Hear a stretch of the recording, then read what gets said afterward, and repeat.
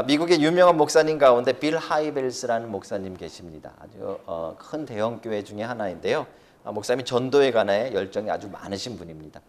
그 빌 하이벨스 목사님께서 어떤 강연을 하는 것을 제가 잠시 들었는데, 직접 들은 게 아니라 동영상으로 이렇게 들었는데요.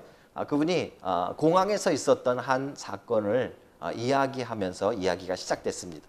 인간은 누구인가, 인간의 모습은 어떤 것인가를 설명하기 위해서 본인이 그 미국에 있는 한 공항에서 겪었던 일을 이야기를 하시더라고요. 그 내용은 이렇습니다. 공항에서 다음 비행기를 대기하느라 이렇게 공항 그 의자에 이렇게 앉아 있었는데요.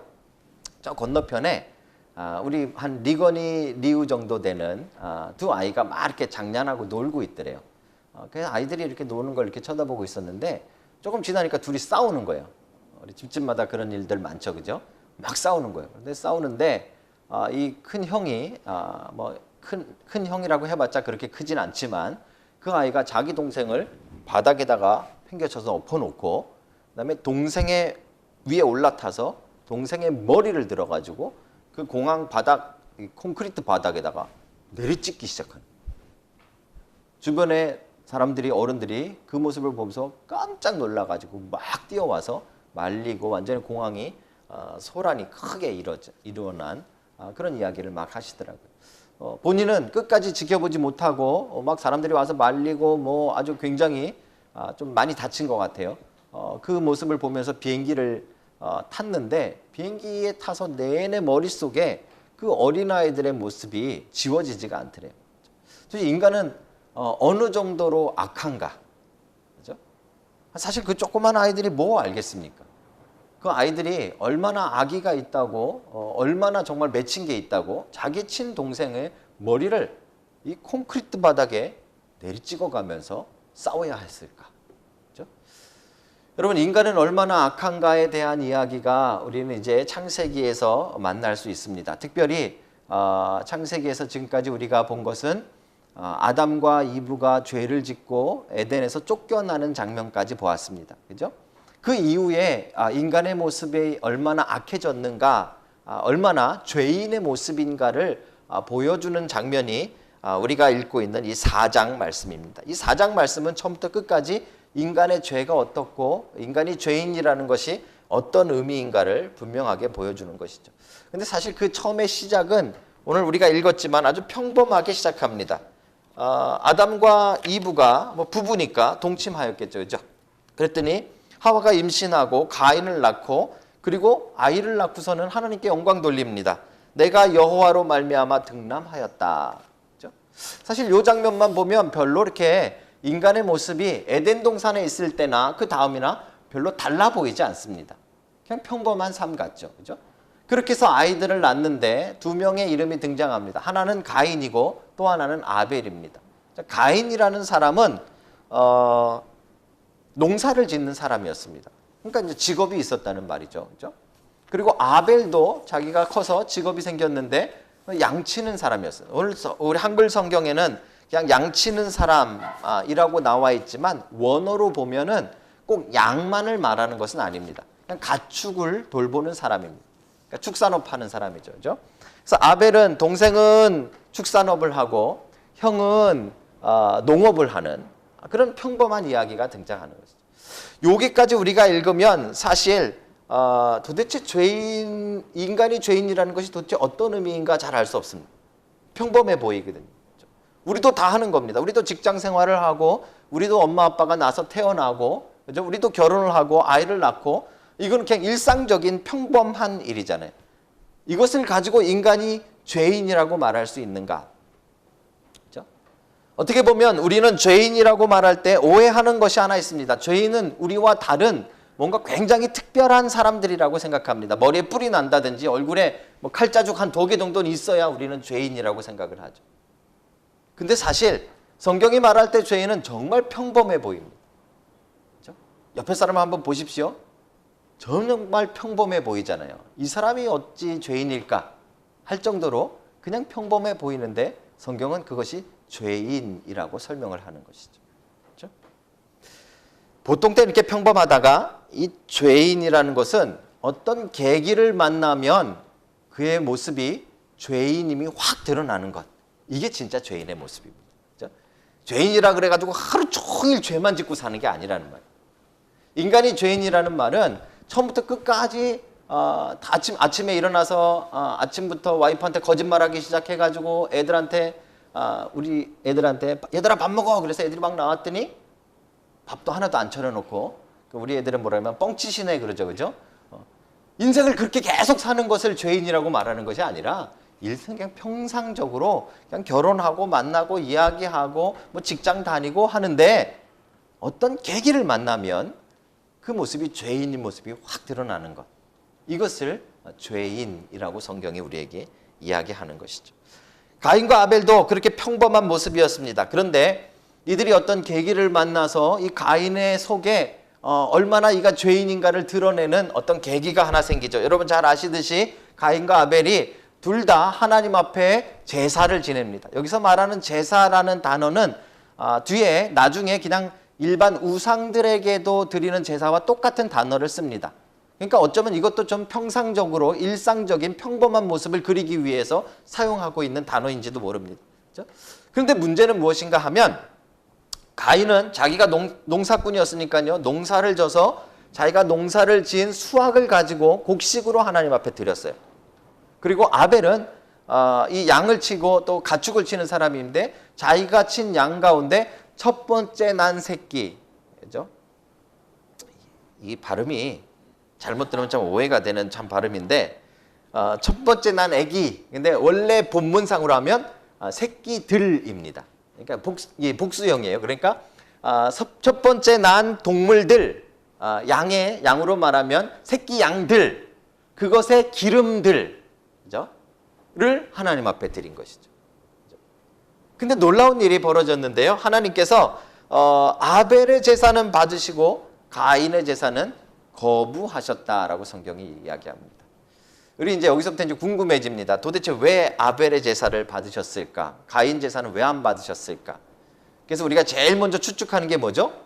아벨은 양으로 드리고 동물로 드리고 그다음에 가인은 곡식으로 드렸으니까 하나님이 채식주의자가 아니라 육식을 좀 좋아하셔서 요거는 받으시고 요건 안 받았다 라고 우기려고 하는 마음이 우리에게 있죠.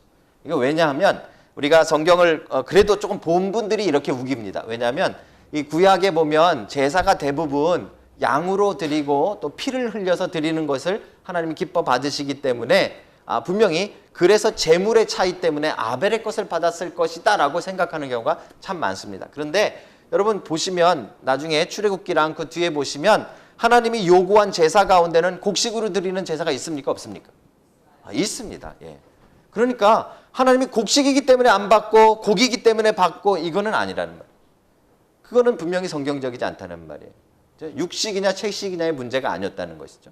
그럼 도대체 하나님은 왜 아벨 건 받고 가인 건은 안 받았느냐? 우리 정확하게 알 수는 없습니다. 하지만 추측해 볼 수 있는 것이 있는데 여기서 하나님이 연락하다, 받다라는 단어가 히브리 말로 쏴라는 단어인데 이 단어는 응시하다, 지켜보다 이런 뜻이에요. 바라보다, 지켜보다, 응시하다. 그러니까 뭘 드렸는가 이것도 중요하지만 그 드리는 사람의 마음속을 하나님은 지켜보신다는 말이에요. 그죠? 그러니까 아벨과 가인의 제사의 차이는 이 고기와 곡식의 차이가 아니라 그들 마음속에 뭔가 하나님이 보신 다른 점이 있었다는 말이에요. 이걸 신약의 히브리서에 와서는 뭐라고 설명하는가 하면 아벨은 믿음으로 하나님께 제사를 드렸다 이렇게 설명하죠. 그죠? 그런 면으로 봤을 때 히브리서를 참조해서 우리가 볼 때 분명히 아벨은 그 중심이 하나님이 보시기에 뭔가 받을 만한 뭐가 있었다는 것이죠. 정확하게 알 수는 없지만 그죠? 가인은 그렇지 않았다는 말입니다. 그런 이유를 가지고 하나님은 아벨의 것을 받으시고 가인의 것을 거부하셨다라는 말이죠. 여기까지도 정상적으로 평범합니다. 우리가 예배 드릴 때 하나님이 여러분의 예배를 받으실 수도 있고 받지 않으실 수도 있습니다. 누구 마음이에요? 누구 마음이에요? 목사 마음이 아니고 누구 마음이죠? 하나님 마음이시잖아요. 그렇죠? 하나님 받으시고 안 받으시는 건 하나님 마음이세요. 그런데 그 다음이 중요합니다. 하나님이 안 받으신 것에 대해서 가인이 분노하기 시작합니다. 그죠? 화가 나는 것이죠. 왜 안 받았는지 뭐 이것 때문에 화가 나는 것이 아니라 그냥 내가 거절당하고 내 것을 안 받은 것에 대해 분노가 일어납니다. 그리고 이 분노는 여러분 잘 아시듯이 4장에서 어떻게 나타납니까? 이제 동생을 죽이는. 여러분 가만히 생각해 보세요. 이게 동생을 죽일 만한 일입니까? 아까 맨 처음에 제가 말씀드린 대로 그 아이 둘이 싸웠는데 뭐 때문에 싸웠는지 잘 모르겠어요. 그죠? 뭐 장난감 때문에 싸웠는지 뭐 때문에 싸웠겠죠. 그런데 그것 때문에 동생의 머리를 콘크리트 바닥에 내리 찍을 만큼 화가 나는 일이 되느냐? 아니라는 거죠. 그렇죠? 근데 뭔가가 있다는 거예요. 우리 안에 뭔가가 있어서 우리가 보통 때는 평범한 것 같지만 어떤 계기를 만나면 심각한 모습으로 변한다는 것이죠. 가인은 결국 아벨을 죽이는 살인자가 되어집니다. 사실 4장은 여기서 모든 것을 멈추지 않고요. 이 가인의 쫓겨나고 가인의 자손들이 어떻게 살았는가를 설명합니다. 이거 다 인간이 얼마나 죄인인가를 설명하기 위한 내용들입니다. 언젠가도 제가 말씀드렸지만 대표적인 인물로 라멕이라는 사람이 나옵니다. 라멕, 가인의 자손 가운데 라멕이라는 사람이 나옵니다. 이 사람은 최초로 와이프를 2명 둔 사람이 됩니다. 뭐 그게 뭐 대단한 죄냐? 뭐 거기까지 별거 아닌 것 같이 보이지만 하나님이 1대1로 짝을 져 주셨는데 이제 하나님의 의견과 상관없이 자기가 원하는 대로 여인을 두는 것, 그것이 죄의 모습으로 등장하는 거예요. 그 다음에 더 이제 심각한 죄의 모습이죠. 아내들을 앉혀놓고 노래를 만들어 부릅니다. 뭐라고 부르죠? 내가 어떤 소년이 나를 이렇게 스크래치 내서 상처를 내서 내가 그 소년을 죽였노라 라는 노래를 부릅니다. 잘 생각해 보셔야 됩니다. 제가 계속 말씀드리는 것은 이것입니다. 정말 내가 이렇게 지나가는데 누가 이렇게 긁었어요, 손톱으로. 그러면 그 상대방을 죽일 만한 일입니까? 조금 우리가 봐주면 손톱 정도 부러뜨리면 속이 좀 시원하겠죠, 그죠? 우리 아마 그런 정도 마음은 다 있으실 거예요. 그런데 나를 이 손톱으로 긁었다고 가서 죽이고 싶은 마음이 들었다. 이건 대단한 일이죠. 라멕의 죄악은 이제 이 가인의 죄악을 극대화시킨 모습으로 등장합니다. 특별히 가인이 쫓겨날 때 가인이 두려워했던 것이 있습니다. 그 내용으로 봐서 아마 아담과 이브에게는 다른 자녀들도 있었던 것으로 보여집니다. 그죠? 이렇게 보셔야 됩니다. 거기에 보면 가인이 내가 쫓겨나서 사람들이 나를 죽일까 두렵습니다. 이렇게 말하는 부분이 나와요. 그러면 그 사람들은 뭐예요? 그래서 어떤 사람들은 아담과 이브도 만드시고 또 하나님이 다른 사람들도 만들었을 것이다 라는 이중 창조를 이야기합니다. 그러면 이야기가 이상해집니다. 완전히 꼬여지는 거예요. 그죠? 그렇지 않고요. 아담과 이브가 낳은 자녀들 수백 년 동안 이제 낳으니까 그 자녀들이 이제 세상에 퍼져 살고 있는 것입니다.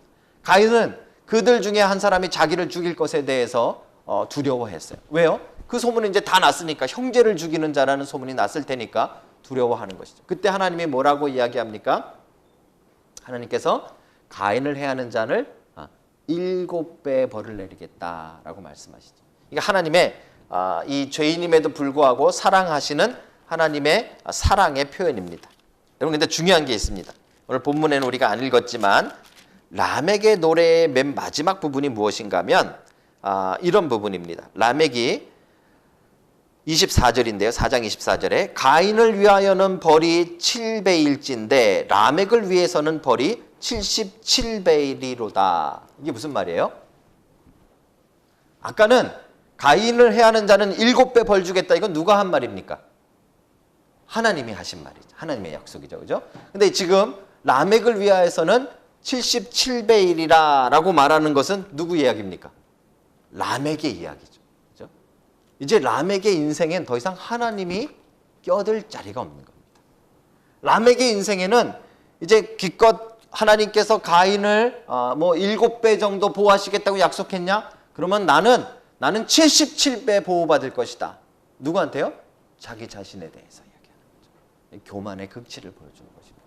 그래서 4장은 인간이 이렇게까지 망가진 모습에 대해서 설명을 해주고 있는 것입니다.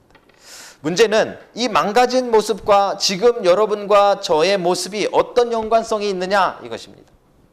우리가 이 부분을 제대로 알지 못하면 우리가 죄인이라는 사실을 잘 모르고 살아가는 거예요. 그래서 요즘은요, 전도하기가 참 힘듭니다. 당신은 죄인입니다. 그러면은 웃기시네 이렇게 쳐다보죠. 옛날에는 당신은 죄인입니다. 그러면 갑자기 막 눈물을 흘린다든지 맞습니다. 내가 죄인입니다. 이런 일들이 많이 나타났는데 지금은 지나가는 사람 붙잡고 당신은 죄인입니다. 그래 보십시오. 한 대 안 맞으면 다행이죠. 그렇죠? 많이 바뀌어 버렸어요. 우리가 얼마나 어떤 죄인인가를 발견하고 확인하고 인정하는 것은요. 그 죄를 이길 수 있는 첫걸음이 되는 것입니다. 오늘 가인을 통해서 여러분들과 제가 어떤 죄인이고 우리의 죄인인 모습이 어떤 것인가 하는 것을 제대로 발견하시고 그것을 이기는 놀라운 은혜가 있기를 주님의 이름으로 축복합니다. 자, 보십시다. 가인은 왜 살인을 평범한 가인이었는데 왜 살인을 저질렀는가 하는 것을 우리가 좀 보는 것이죠. 그죠? 오늘 본문에 보면 하나님께서 가인을 불러다가 말씀하시는 장면이 오늘 우리가 읽고 있는 본문입니다. 7절인데요. 네가 선을 행하면 어찌 낯을 들지 못하겠느냐. 선을 행하지 아니하면 죄가 문에 엎드려져 있느니라 라는 말이죠. 이게 요 바로 직전에 이 가인의 안색이 변했다 이렇게 표현한 얼굴 색깔이 변했다 이렇게 말하는 원어상으로 보면 얼굴을 떨구었다 이런 뜻입니다. 고개를 숙이고 얼굴을 떨구었다 이런 말이죠. 그렇죠? 가인은 지금 아벨을 죽였죠? 아니에요. 잘 보세요. 지금 이 이야기는 아벨을 죽이기 전의 이야기예요. 그렇죠? 지금 하나님께서 나의 제사를 안 받고 내 동생의 제사를 받았다는 것만 가지고 지금 속에서 분노가 일기 시작해서 그의 얼굴 색깔이 바뀌기 시작했다는 거예요. 한글로 얼굴이라는 말은 이 얼이라는 말이 얼 빠졌다 그러잖아요. 영혼이라는 말이에요. 영혼. 그죠? 그러니까 이 얼굴은 영혼이 표시되는 모습이에요. 그러니까 얼굴 색깔이 변했다라는 말은 뭐가 문제예요? 그 안에 내면에 뭐가 문제가 생겼다라는 것이에요. 어떤 문제가 생겼는지 하나님께서 이렇게 설명하십니다. 네 아내가 어떻게 바뀌었는가? 네 안에 선을 행하지 아니하였기 때문에 죄가 문에 엎드러져 있느니라 이렇게 말씀하시는 거죠. 이게 이제 죄인의 상태예요. 언젠가도 제가 말씀드렸지만 죄가 문에 엎드러져 있다는 말은 죄가 문지방에 걸려서 넘어졌다는 말이 아니고요. 그렇죠? 엎드려져 있다는 말은 여러분 동물의 왕국 보시면 사자나 뭐 호랑이가 이 먹이를 먹기 위해서 이렇게 웅크리고 있는 거 있잖아요. 그렇죠? 숲에 딱 웅크리고 있다가 기회가 되면 확 덮치는 거. 그 웅크리고 있는 것을 여기서 엎드려져 있느니라라는 똑같은 단어예요. 똑같은 단어예요. 그러니까 이제 상상을 해보시면 돼요. 여러분이 이렇게 있고 여러분의 안을 들여다보시면 겉은 다 평범해요. 우리가 겉은 다 평범해요. 몇몇 사람 빼고 우리가 다 평범해요. 그죠? 그런데 우리 안에 내면을 들여다보니까 우리의 마음 문 앞에 죄가 마치 맹수가 덤벼들기 바로 직전의 모습처럼 웅크리고 있다 이 말이에요. 이게 지금 죄인된 인간의 상황이고 형편이라고 성경이 이야기해 주고 있는 것입니다. 이게 우리의 문제예요. 겉으로는 드러나지가 않지만 우리의 속에는 우리가 이게 느낄 수 있는 죄라는 뭔가가 우리의 마음 문 앞에서 우리를 덤벼들려고 삼키려고 대기하고 있다라는 것이죠. 그렇죠? 제가 저희 아이들을 많이 어렸을 때인데 아마 막내는 태어나기 전인 것 같기도 하고요, 태어난 것 같기도 하고 좀 헷갈린데요. 저희 큰 아이가 이제 막 초등학교 다니고 있는 그런 때였던 것 같아요. 제가 이제 하늘교회에서 부교육자로 있을 때 밑에 수요 예배를 드리면 위에서 보통 프로그램이 돌아가는데 가끔 이제 끝나가지고 프로그램이 안 돌아갈 때가 있어요. 그러면 수요 예배에 오신 분들 어른들은 다 밑에서 예배를 드리는데 아이들은 그 큰 방 안에서요, 한 이만한 방 안에서 난리가 납니다. 자기네들끼리 뛰어놀고 재밌게 놀면 괜찮은데 뭐 깨고 싸우고 이렇게 놀 때가 참 많죠. 그렇죠? 그래서 예배 도중에 제가 몇 번씩을 이렇게 가봅니다. 저희 애들도 거기 있으니까. 그렇죠? 이렇게 예배 드리다 말고 이제 가서 보면 아이들이 얼마나 난장판을 하고 노는지 몰라요. 그럼 그래서 조금 얌전하게 놀으라고 제가 한 3번인가 경고를 줬던 것 같아요. 저희 아이들을 포함해서 전체 아이들요. 그런데도 애들이요 더 심하게 노는 거예요. 그래서 한 3번째는 제가 이제 갔습니다. 가서 우리 아이들이 저를 딱 보더니 제 얼굴색을 보고 안색이 변함을 보고 아이들이 쫄기 시작하죠. 우리 애들은 갑자기 얌전하게 딱 이렇게 옆으로 왔어요.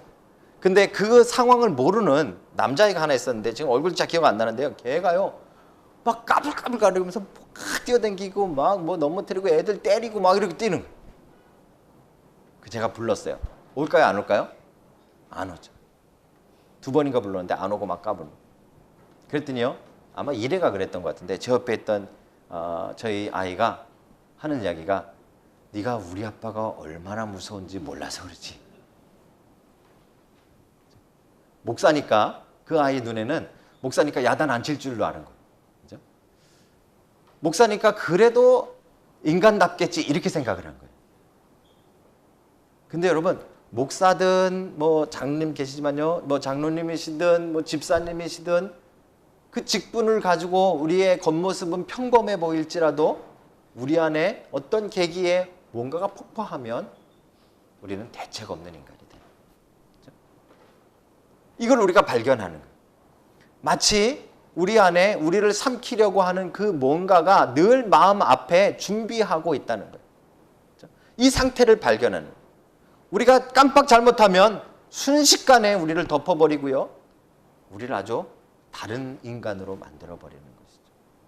우리 아이들은 집에서 본 거예요. 아빠가 얼마나 엉망인가를. 얼마나 무서운 걸 본 거죠. 그죠? 그러니까 자기네들은 쫄아서 서서 뭣도 모르고 뛰는 아이가 불쌍해 보이는 거예요.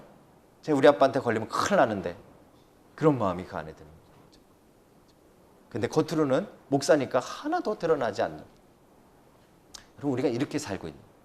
우린 죄인이라고 그러면 뭔가 뭐 뿔이 난다든지 뭐 얼굴에 뭐가 달라 보인다든지 뭐 옷 입는 게 늘 좀 이렇게 뭐 금목걸이 하시고 뭐 번쩍이는 거 이렇게 하시고 뭐 이렇게 입는다든지 맨날 이런 것만 생각을 하니까 나는 죄인이 아니라고 우리는 생각하는 거예요. 우리는 평범하게 사니까 우리는 죄인이 아니라고 생각하는 거죠. 근데 여러분 오늘 가인의 모습을 우리가 가만히 들여다보면 그의 겉모습은 직장을 가지고 그냥 평범하게 살아가는 농부의 모습이었지 그의 얼굴이나 그의 모습에서 전혀 다른 점이 하나도 없었다는 거예요. 문제는 그의 속이 달랐다는 거예요. 그의 속 안에 그의 마음 앞에 죄가 늘 도사리고 있었다는 거예요. 아벨은 안 그랬을까요? 아벨도 똑같았을 거예요. 이것이 어떤 계기가 되어지면 어떤 문제에 딱 직면하게 되어지면 그 죄가 우리의 마음을 삼켜버리고 우리를 완전히 죄인의 모습으로 탈바꿈시켜버립니다. 그것을 죄인이라고 부르는 거예요. 사랑하는 성도 여러분, 우리가 2017년도 마무리되기 전에 우리 자신을 좀 돌아보셔야 돼요. 우리가 먼저 이것부터 인정해야 됩니다. 우리가 얼마나 죄인인가. 목사가 안 됐으면은 성경도 좀 덜 읽었겠죠. 아마 안 읽었겠죠. 그렇죠? 목사가 안 됐으면은 그래 기도도 좀 더 안 했겠죠. 그렇죠? 그래서 목사 시키는 거예요. 그렇게 생각할 때가 참 많이 있어요. 그렇죠? 여러분들 하나님이 안 부르셨으면 여러분 더 얼마나 더 엉망으로 사셨을까 상상해 보셨습니까? 그래서 하나님 부르시는 거예요. 그렇죠?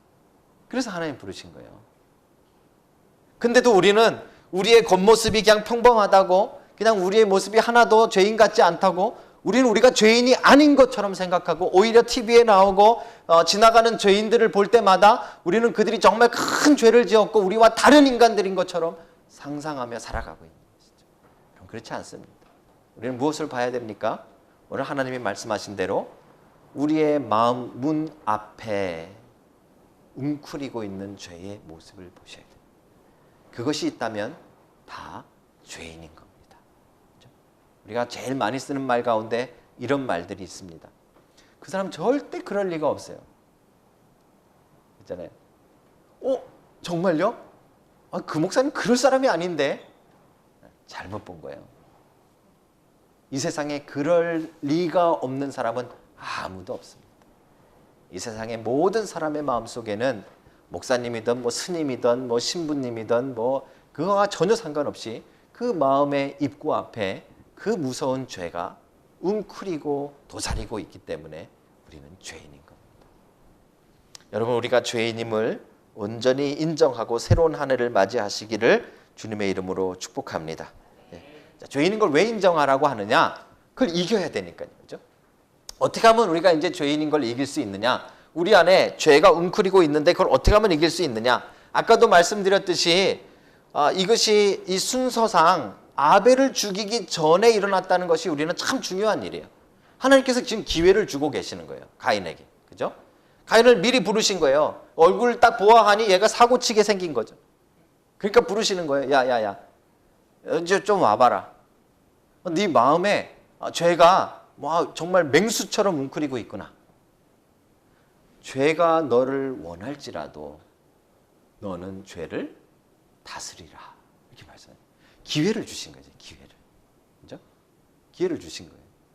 만약에 가인이 이 하나님이 말씀하신 것을 제대로 알아듣고, 그죠? 그리고 정말 내가 왜 그랬지? 그 제사 안 받으신 것을 내가 왜 내 동생에게 모든 탓을 하지? 이게 동생을 죽일 만한 일이 아니지. 이걸 깨달았다면, 그 행동이 멈춰졌다면, 그러면 계속 평범한 모습으로 살았을 거예요. 그런데 4장에 보니까 그렇게 하지 않고 멈추지 못하고 그가 동생을 죽이고 있다라는 것을 우리는 주목해서 봐야 되는 것이죠. 의도적으로 그렇게 썼다고 저는 믿습니다. 왜냐하면 우리가 여기서 이제 말씀을 마치고, 여러분 잘 기억하십시오. 이제 죄를 다스리셔야 됩니다. 우리 아이들에게 한 것처럼 여러분들에게 그렇게 말씀드리면 여러분들이 이제 집에 돌아가셔서 매일같이 죄를 다스리시죠. 그죠? 죄송하지만 그게 안 된다는 말이잖아요. 한 10번 중에 한 2번 다스리실 수 있을지는 모르겠어요. 그런데 그것을 다스릴 수 있는 능력이 우리에게 없는 것이 죄인의 상태입니다. 그렇죠? 왜요? 원죄로 말미암아 우리는 하나님이 주신 다스리는 권세를 잃어버렸기 때문에 그래요. 통치권을 잃어버린 거예요. 그래서 죄를 다스리지 못하는 거예요. 그렇죠? 그래서 오늘 본문에 보면 그냥 의도적으로 만약에 가인이 다스릴 수 있었다면 다스리는 것으로 우리에게 소망을 주셨겠죠, 성경이. 근데 성경은 사실 우리에게 분명하게 이야기합니다.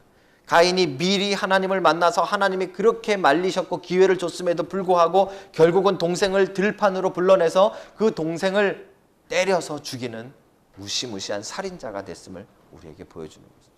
왜요? 우리는 우리의 문 앞에, 마음의 문 앞에 웅크리고 있는 그 죄를 다스릴 능력이 우리에게 없기 때문에 그렇습니다. 그게 죄인입니다. 그래서 죄인은 이 절망의 상태에서 살아가는 거예요. 그렇죠?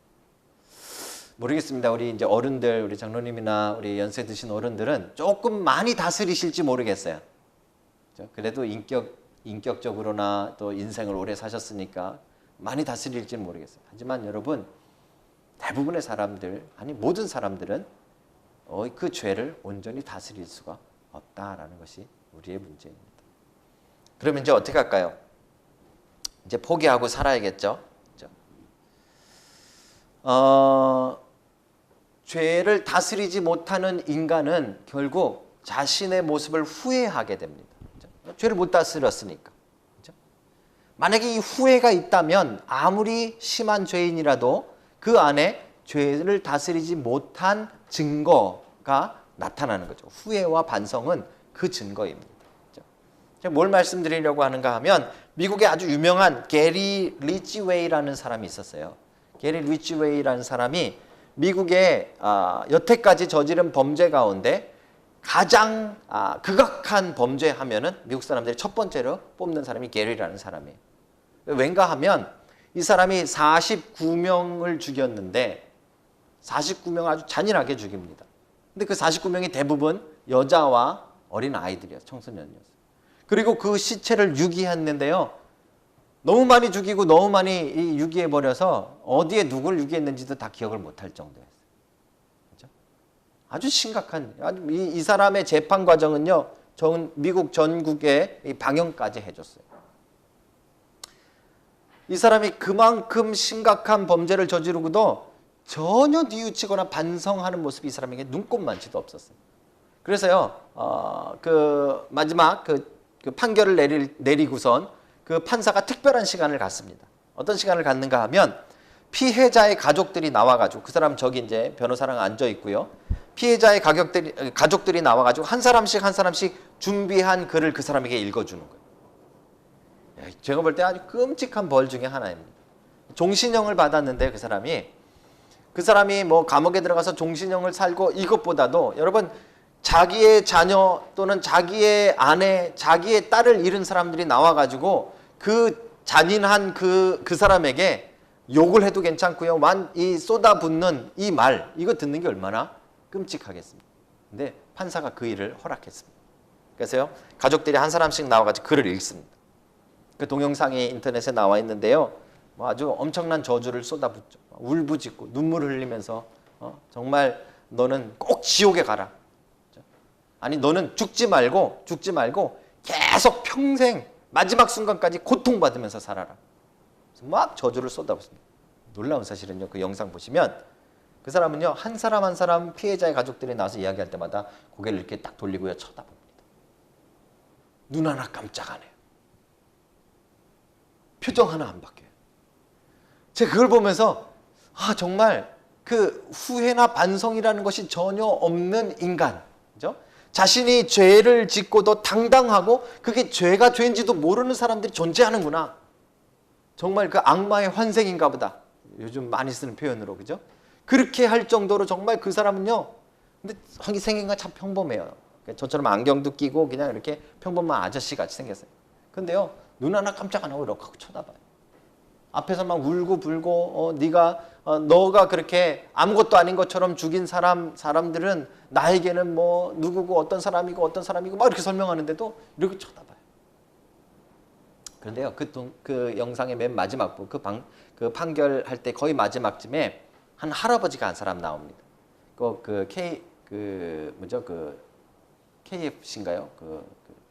켄터키 치킨 프라이 치킨인가요? 그 할아버지랑 비슷하게 생겼어요. 멜빵 바지 입으시고 이렇게 살 많이 찌시고 수염도 허옇게 나신 그 미국 시골의 농부 같은 할아버지가 한 사람 나와요. 나와가지고 그 사람이 이렇게 말합니다. 제가 조금 적어왔는데요. 이렇게 말해요. 여기 이 자리에 다른 사람들은 모두 당신을 미워합니다. 그러나 나는 그들 중에 하나가 아닙니다. 나는 믿음으로 사는 것이 얼마나 힘든 것인가를 이번에 깨달았습니다. 하나님께서 나를 용서하신 것 같이 나도 당신을 용서합니다. 당신은 용서받았습니다. 근데 you are forgiven 이라는 말을 하는데요. 여태까지 뭐 자기에게 욕을 하고 저주를 쏟아부어도 눈 하나 깜짝 안 했던 이 사람이 그 이야기를 듣더니 갑자기 눈물을 쫙 터뜨리기 시작합니다. 제가 그 모습을 보면서 결국 정말 악마인가 했던 그 사람도 결국은 뭐예요? 자기의 죄를 다스리지 못한 우리와 같은 사람 중에 하나였구나. 후회하는 거예요. 반성하는 거예요. 자신이 저지른 그 끔찍한 죄악에 대해서 정말 눈꼽만치도 반성하지 않는 것 같았는데 결국 그 마음속 깊은 곳에 들어가 보니까 죄를 다스리지 못한 인간의 절망을 후회하며 살아가고 있는 것이죠. 여러분, 모든 인간은 바로 이 절망 속에 살아가는 거죠. 근데 놀라운 일이 이제 성경에 기록된 것입니다. 아담과 이브 이후에 모든 인간은 이런 상태로 산다라고 지금 4장이 우리에게 설명하는 거예요. 가인처럼 겉은 멀쩡하고 직장 생활하고 뭐 일상 생활하는 것 같지만 우리의 마음속을 들여다보면 우리의 마음은 항상 죄 앞에 있는 거죠. 마치 맹수가 먹이를 확 덤벼들 것 같이 웅크리고 있는 죄가 우리의 마음속에 늘 들어요. 그 상태로 살아가는 것이 우리 인간이라고 이야기합니다. 뿐만 아니라 여기서 끝이 아니라 가인처럼 그 죄를 다스리고 정복하고 이겨야 되는데 그럴 능력이 없이 살아가는 게 우리라고 성경이 이야기해주고, 그래서 성경은 이제 복음에 대해서 이야기하는 겁니다. 복음은 무엇입니까? 복음은 이제 우리가 다스릴 수 없는 이 죄의 사슬, 이 죄의 모습을 그리스도께서 승리하셨다는 사실이 바로 복음인 거예요. 그렇죠? 그리스도께서 승리하시고 그 죄를 다스리는 권세를 가지고 우리와 동행하신다는 것이 바로 복음인 거예요. 그렇죠? 우리의 힘으로는 다스릴 수 없는데, 우리의 힘으로는 통치할 수 없는데 그 죄에게 늘 백전백패로 깨질 수밖에 없는데 예수님이 승리하셨기 때문에 우리가 그리스도를 의지함으로 우리도 승리할 소망이 생겼다는 것이 복음이라는 말이죠. 여러분, 그 죄가 없어졌다는 말이 아니에요. 죄성의 모습이 없어졌다는 말이 아니에요. 여러분들이 예수님을 영접하고 그리스도인이 됐다 그래가지고 여러분들이 죄를 지려고 하는 여러분 안에 있는 거짓말하려는 마음, 또 음탕한 마음, 또 우리 안에 죄를 지려고 하는 그 마음 자체가 없어지는 게 아니라는 거예요. 그 죄는 늘 우리 안에 웅크리고 우리를 언제든지 삼키려고 하는 그런 상태로 우리는 끝까지 이 땅 가운데 살 수밖에 없다는 말이에요. 근데 문제는 뭐예요? 그럼에도 불구하고 우리와 함께 하신 예수 그리스도께서 그것을 다스리는 권세로 승리하신 모습으로 우리 안에 함께 계시다는 말이에요. 그래서 이제 우리가 그 그리스도를 의지하면 할수록 우리는 우리의 죄를 다스리는 권세를 맛보며 살아가는 것입니다. 그것이 이 땅에 우리가 살아가는 복음의 삶인 것입니다. 창세기 4장은 가장 암울한 장입니다. 그럼에도 불구하고 이 4장을 우리가 잘 깨달으면 우리가 받은 복음이 얼마나 놀라운 것인가를 우리는 깨닫게 되어지는 것이죠. 가능성 없고 절망적인 인간의 모습이지만 그 인간을 향해서 이제 예수님이 무엇을 하셨는가를 가장 분명하게 보여주고 있는 것이 4장의 말씀입니다. 사랑하는 성도 여러분, 여러분 안에 이 웅크리고 있는 죄를 발견하셨다면 여러분 이 시간에 이제 감사하십시오. 이제 그 죄를 극복하고 승리하는 그리스도의 능력도 받으신 줄로 믿으시기 바랍니다. 그것을 믿는 것이 우리의 믿음이고요. 그 복음으로 살아가는 것이 바로 복음의 삶입니다. 여러분의 죄를 이제 그리스도의 능력으로 다스리는 새로운 한 해가 다 되어지시기를 주님의 이름으로 축복합니다. 아멘.